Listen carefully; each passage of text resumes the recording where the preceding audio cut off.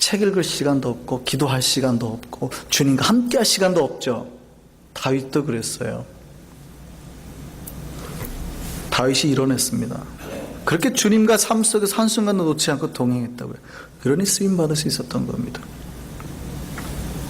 다윗이 하나님의 쓰임받을 때요, 순간적인 체험과 감동으로 쓰임받지도 않았습니다. 그러니까 이런 거예요.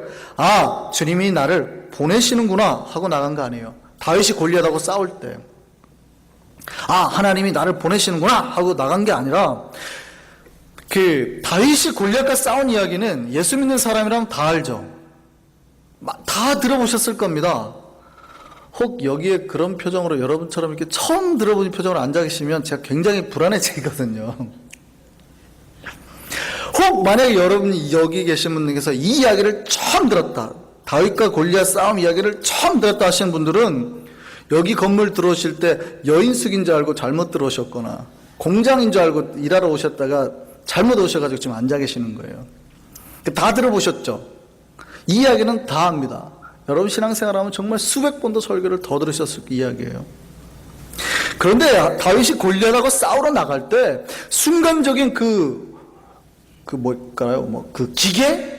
젊은이의 그 분노? 이런 걸로 나간 거 아니에요. 다윗, 골리앗 너 죽었어. 성령에 도취돼. 그 순간 성령에 도취돼가지고, 아니면 흥분해가지고 감히 하나님을 우롱해? 하고 물맷도 들고 나서 골리앗하고 싸워서 이긴 거 아니라고요. 다윗은요, 이 매일의 삶 속에서 하나님과 동행해서 싸운 영적인 훈련이 있었어요. 이미 체험이 있었다고요. 그 영성과 함께 하나님과 동행하고 살았던 체험에 대한 매일 반복된 훈련이 있었습니다.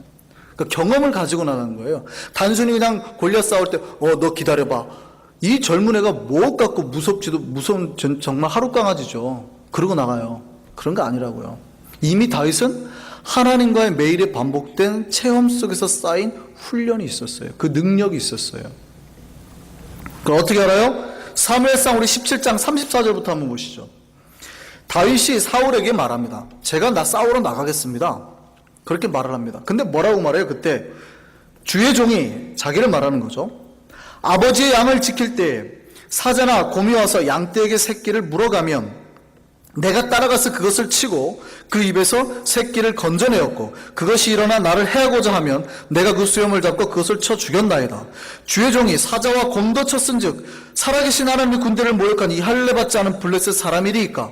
그가 그 짐승의 하나와 같이 되리이다. 또 여호와께서 나를 사자의 발톱과 곰의 발톱에서 건져내셨은즉 나를 이 블레셋 사람의 손에서도 건져내시리이다.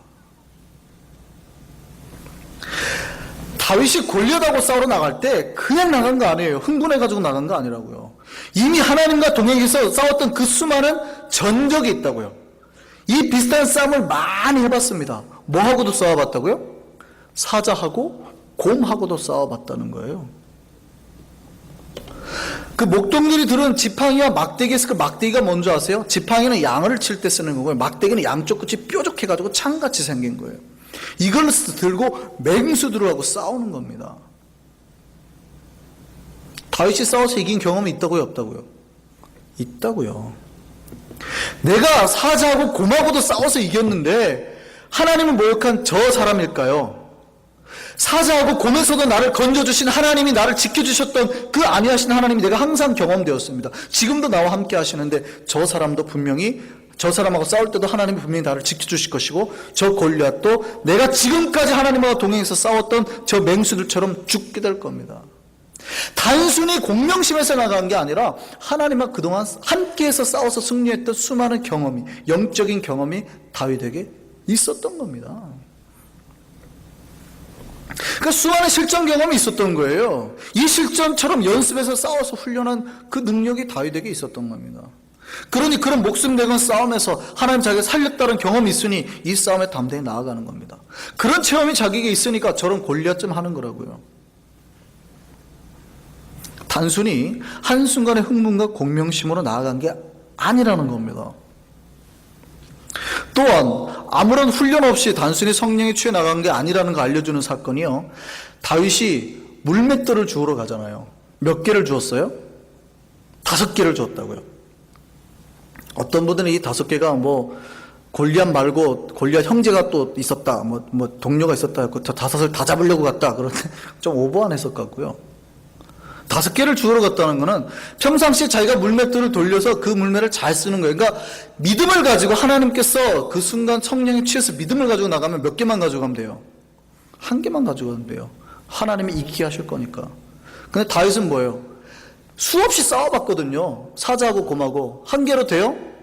5개 정도는 있어야 되는 걸 아는 거예요.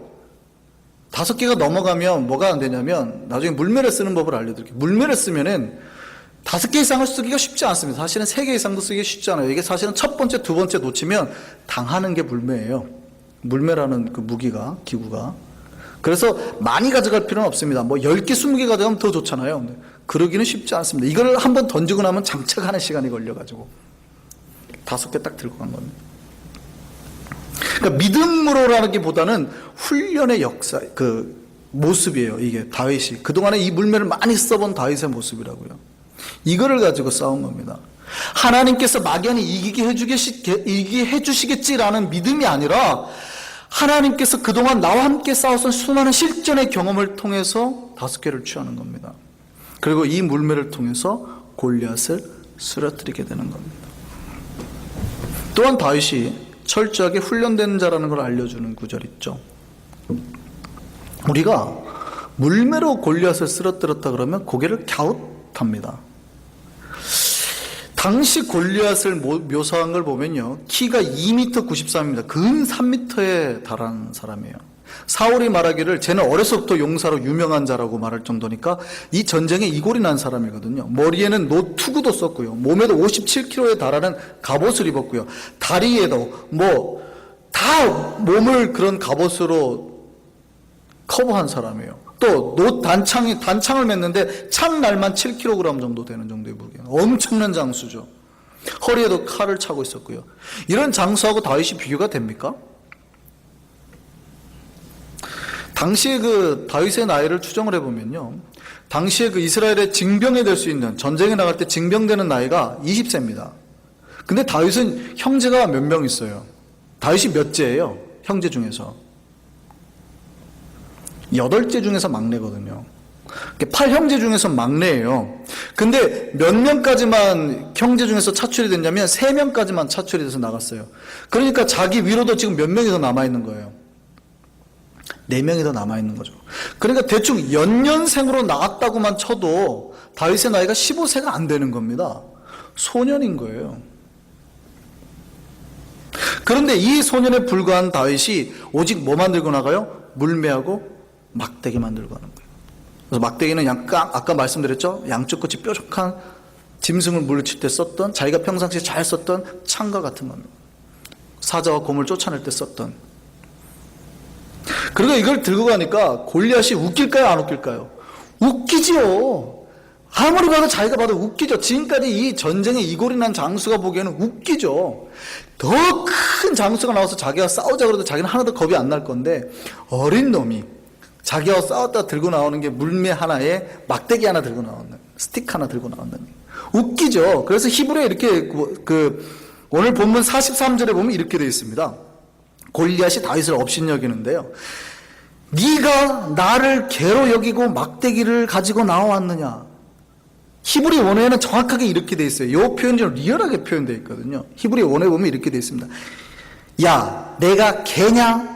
막대기를 들고 나오게, 이렇게 놀리는 겁니다. 원에 보면 훨씬 리얼하게 돼 있어요. 내가 개냐 막대기를 들고 나오게 하고 조롱하는 겁니다. 아주 비웃는 거예요. 다윗이 들고 나오는 게 이 바로 물매라고요. 물매를 잘 모르시는 분이 있어요. 제가 설명해 드릴게요. 이거는 대부분 가죽이나 천으로 만들어져 있는데요, 가운데가 넓게 되어 있습니다. 여기에다가 돌을 넣고 이렇게 던져서 맞추는 거예요. 이거를 한 새총 정도로 여기시는 분이 있어요. 근데 이게 실제 군대에서 사용됐던 무기입니다. 사사기 20장을 보면요, 이런 내용이 나옵니다. 이스라엘 11지파와 베냐민 지파 간에 전쟁이 난 기록이 나옵니다. 에브라임 산지에 살던 한 레위인이 베들레헴에서 첩을 맞이하게 됐습니다. 근데 이 첩이 좀 안 좋아요, 이 여자가. 그러니까 간음하고 자기 고향으로 돌아가는데 이 레위인이 고향까지 쫓아가가지고 그 여자를 데리고 다시 자기가 살던 에브라임으로 돌아가려고 하는 과정에 기브아 땅을 들어가게 됩니다. 여기가 베냐민 영역이에요.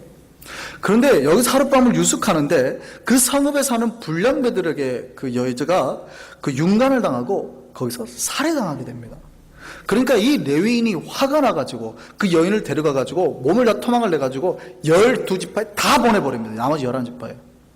그러니까 과연 이런 일이 있을 수 있는가 해가지고 11지파가 화가 나가지고 베냐민 지파를 공격하게 됩니다. 11지파와 한 지파 간에 전쟁이 나는 거죠. 싸움이 될까요? 당시에 11지파에서 모인 군대 수가 40만 명이었습니다. 베냐민 지파에서 나온 수가 26,700명이었습니다. 누가 이길까요? 누가 이길까요? 연합군이 이길까요? 베냐민 지파가 이길까요?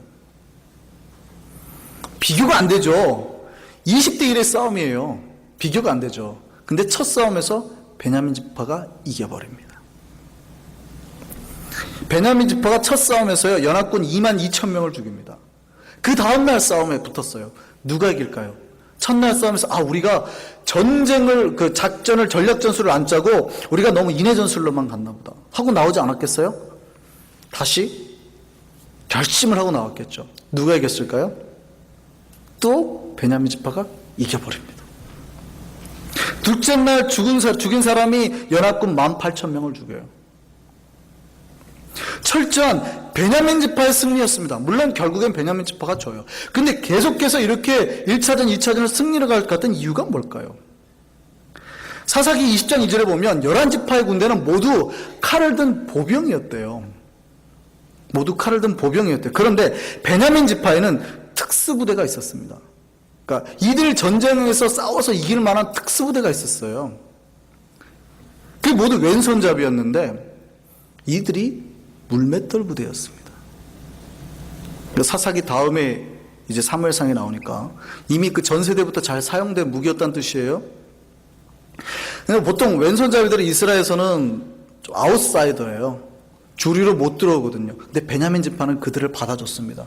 그리고 그들을 훈련을 시켰죠. 이 700명의 특수부대원을. 그래가지고 이들이 어느 정도로 잘 던지냐면 이들이 던지면 성경이 이렇게 되어 있습니다. 털끝 하나도 틀리지 않고 다 맞죠. 백발백중하는 물맷돌 부대원이었대요. 이들 때문에 전쟁에서 이길 수 있었습니다. 그러면은 잠시 여기서 동영상을 한번 보시죠. 이 영화는요, 올리버 스톤 감독이 만든 영화인데요, 알렉산더라는 영화입니다. 실제 여기 영화에 보면 고대의 물매가 어떻게 사용되어 있는지 잘 나와 있습니다. 그러니까 베냐민의 수적 열세에도 불구하고 대승할 수 있었던 비결이 여기에 있습니다. 한번 보시죠.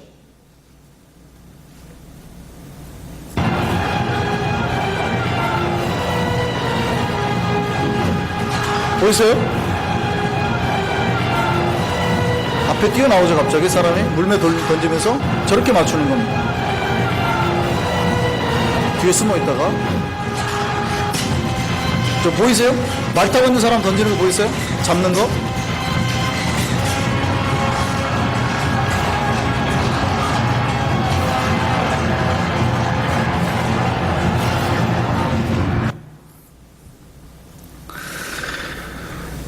우리가 물매를 갖다가 다윗이 물매를 들고 나갔다 그러니까 아주 하찮은 거 들고 나간 줄 알아요.